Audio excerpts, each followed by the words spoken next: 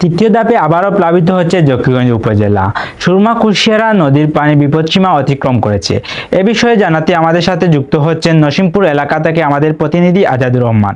তো আজাদুর রহমান, নসিমপুর এলাকায় সেখানকার বর্তমান পরিস্থিতি কিরকম, স্থানীয়রা কি বলছেন এবং পানি উন্নয়ন বোর্ড কি বলছেন জানাবেন। আজাদুর রহমান। যেখানে পানির নিচে পড়ে জকিগঞ্জ, সেখানে প্রশ্ন উঠেছে পানি উন্নয়ন বোর্ডের কার্যক্রম নিয়ে। জকিগঞ্জ পৌরসভার মহিলা কাউন্সিলর জ্যোৎস্না খানম বলেন, পানি উন্নয়ন বোর্ড তাদের কার্যক্রম সঠিকভাবে পরিচালনা করছে না, যার ফলে বারবার প্লাবিত হচ্ছে নতুন নতুন গ্রাম। এক সপ্তাহ মেঘ দেয় না, অথচ পানি নামিয়া গেছে কি গাঙ্গের পানিটা নামিয়া অনেক জায়গায় অনেক দূরে গেছে। এর ভিতরে যদি সপ্তাহের ভিতরে ওনারা যদি পানি উন্নয়ন বোর্ড যদি এখানে আসিয়া আমাদের এখানে বানটা দিয়ে দিতেন, বেরিবান কোনো সময় যদিও না পারতেন তাহলে একটা বেরিবান শক্ত করে দিতেন, তাহলে এখান মনে হয় আমরা এখান টিকাইতে পারতাম, আশা করি টিকাইতে পারতাম, মনে হয় না আশা করি টিকাইতে পারতাম। তবে এটাই সবচেয়ে আমার দুঃখজনক বিষয় হলো এই পানি উন্নয়ন বোর্ডের উপর। আমার বাড়ি এই পানি উন্নয়ন বোর্ডের পাশে, আমি 2 নং ওয়ার্ডের কাউন্সিলর, মানে আমার সংরক্ষিত ওয়ার্ডে আমি 1, 2, 3 ওয়ার্ডের কাউন্সিলর, কিন্তু কাউন্সিলর বলে আমি যে এই ওয়ার্ডে দিই, আমার বাড়ি 2 নম্বর ওয়ার্ডে, এই পানি উন্নয়ন বোর্ডের পাশে দিয়ে আমি যাই। কোনোদিনও আমি মনে হয় না অফিসারকে প্রায় 2-3 দিন খুঁজাইছি, আমার বিরক্ত হয়ে গেছে, আমি খুঁজাইছি, আমি পাই নাই।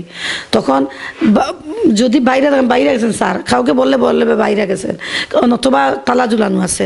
কোনো দিনও এখানে গিয়ে বালা একটা যে স্যার যখন পাইছি, অফিসার হল দেখছি পাইছি, কিছু নাই।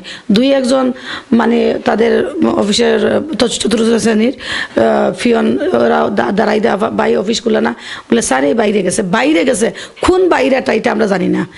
অনেক সময় তালা ঝুলানি, অনেক সময় একজন মানুষও তাদের দারোয়ান দেখা যাচ্ছে, নতুবা ফিয়ন দেখা যাচ্ছে, કોઈ সরকারি কোনো মানুষ এখানে থাকে না প্রায় সময় আমি দেখি।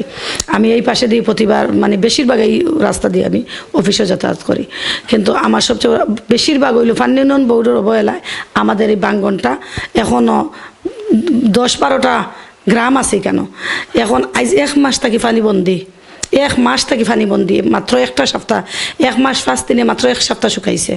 এই সপ্তাহের ভিতরে যদি পানি উন্নয়ন বোর্ডে কোনো সহযোগিতা আমরা করতাম, তো পানি উন্নয়ন বোর্ডের সহযোগিতা হলে আমরা এখন এই বন্যা যখন করছে, আজকে গতকালকে যে বন্যা করছে, এই বন্যাতে আমরা মানে জিও করতে পারলাম, দুঃখ আমরা আসলো না, অনেক মানুষ পানিবন্দী হয়ে থাকার মতো আছে।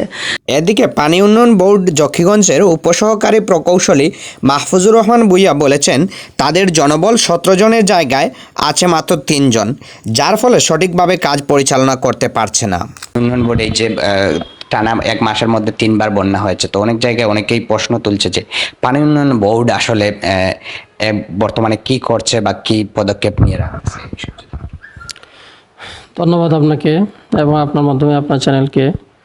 আসলে আমাদের প্রথম যখন বন্যা আসছে, এই বন্যার মানে আমাদের ডেঞ্জার লেভেল থেকে 157 সেন্টিমিটার উপর দিয়ে পানি প্রবাহিত হয়েছে, যার কারণে কুশিয়ারা ডাইকের ম্যাক্সিমাম জায়গা দিয়ে ওভারফ্লো হয়েছে।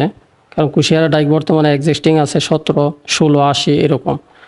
ওভারফ্লো হওয়ার ফলশ্রুতিতে আমাদের কুশিয়ারা ডাইকের 8টি জায়গায় ভাঙনের সৃষ্টি হয়েছে।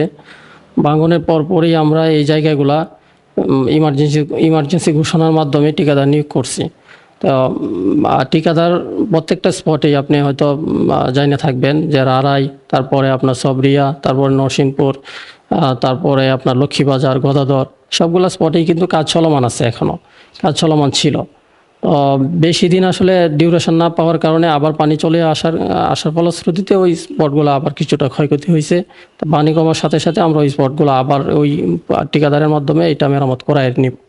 আচ্ছা, এই যে যে জায়গাগুলোতে ভাঙন হচ্ছে, এখানে আসলে পানি উন্নয়ন বোর্ডের মাধ্যমে কি কি কাজ হচ্ছে? যে জায়গাগুলোতে ভাঙন হয়েছে এই জায়গাগুলো আমরা ঠিকাদার ইমার্জেন্সি ঘোষণার মাধ্যমে ঠিকাদার নিয়োগ করে দিয়েছি। ঠিকাদাররা কাজ করতেছেন, ঠিকাদাররা কাজ চলমান রাখছে এবং ঠিকাদাররা কাজ করতেছে। আমরাই ঠিকাদার নিয়োগ করে দিয়েছি, ঠিকাদাররা কাজ করতেছেন। আচ্ছা, আর ওই যে অনেকেই যেটি বলছে যে পানি উন্নয়ন বোর্ডের সবসময় গেটটা তালাবদ্ধ থাকে, ওই বিষয়টা না, এটা আসলে পুরোপুরি সত্য না। আর এখানে আসলে আমরা ম্যাক্সিমাম সময় যখন জকিগঞ্জে আমরা ফিল্ডে থাকার ফলশ্রুতিতে অনেক সময় দেখা যাচ্ছে যে আমাদের এইদিকে আপনি ইতিমধ্যে মানে জেনে থাকবেন যে গ্রামীণ রাস্তা হিসাবে আমাদের অফিসের সামনাটাকে ব্যবহার করে এবং এখানে আইসা বিভিন্ন মানে বিভিন্ন নেশাদ্রব্য পান করে, যে কারণে আমাদের নির্দেশনা হয়েছে যখন আমরা সাইটে চলে যাই তখন গেটটাকে লাগায় রাখা। ওই জন্যই ওই জন্যই মূলত আমরা গেটটাকে লাগায় রাখি, যখন আমরা সাইটে চলে যাই তখন গেটটাকে লাগায় রাখি। আচ্ছা, এই যে অনেকেই বলে যে পানি উন্নয়ন বোর্ড অফিসে আসলে পাওয়া যায় না আপনাদেরকে, এই বিষয়টি। আচ্ছা, এখানে আরেকটা বিষয় আমি আপনাকে একটু জানায় রাখি, এটা হচ্ছে আমরা যখন কাজ চলমান থাকে তখন আমরা সাইটে থাকতে হয়, সাইটে বেশি সময় দিতে হয়। পাশাপাশি আমাদের এখানে জনবলের সংকট আছে, আমাদের এখানে সেট আপ আছে 17 জন, আমরা অনলি আছি 3 জন। একজন আমাদের 17 জনের জায়গায় আমরা 3 জন আছি, একজন সাব ডিভিশনাল ইঞ্জিনিয়ার আর 2 জন সেকশনাল অফিসার। যে কারণে লোকবল স্বল্পতার কারণে আমাদের অফিসে অনেক সময় যখন এবং আউটসোর্সিংয়ের আছে 2 জন, ওরা সহ যখন আমরা সাইটে চলে যাই তখন অফিসে অনেক সময় কিছুটা গ্যাপ থাকে।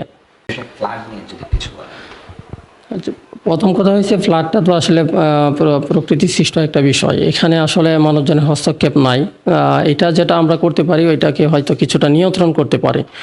এখন আমাদের বরাকের পানিটা দেখা যাচ্ছে যে ওজনে যখন বৃষ্টি হয় তখন একদিনের মধ্যে পানিটা চলে আসে এবং আমাদের কুশিয়ারা ডাইকটা লেভেল থেকে আমাদের যে লেভেলে থাকার কথা ওই লেভেল থেকে প্রায় 1.5 মিটার নিচে আছে, যার ফলশ্রুতিতে ডাইকটা যখন পানিটা একসাথে বেশি পরিমাণ চলে আসে তখন এটা ওভারফ্লো হয়, ওভারফ্লো হয়ে বিভিন্ন জায়গায় ভাঙনের সৃষ্টি হয়। আপনারা ইতিমধ্যে জেনে থাকবেন যে সুরমায় আমরা ফ্রি অ্যাপের মাধ্যমে 2022 সালে বন্যার পরে ফ্রি অ্যাপের মাধ্যমে একটা প্রকল্প চলমান আছে, তো কুশিয়ারাটাও আমরা প্রকল্পে ঢোকানোর জন্যে আমরা চেষ্টা করতেছি। আমরা ওই সুরমা এবং কুশিয়ারা উভয়টাকেই ফ্রি অ্যাপ প্রকল্পে ঢুকিয়েছিলাম প্রস্তাবনায়।